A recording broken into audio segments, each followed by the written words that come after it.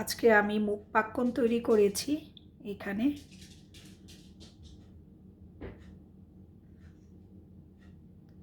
আবারও আমার পাক্কন পিঠা খেতে খুব ইচ্ছে করছিল, তাই আমি আজকে আবার এখানে কিছু মুগ পাক্কন তৈরি করলাম।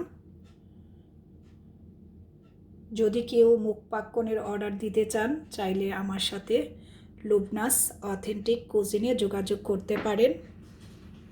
ওইখানে অর্ডার করলে আপনারা আমার কাছ থেকে মুগ পাক্কন, হান্দেশ বা নকশি পিঠা এগুলা নিতে পারবেন।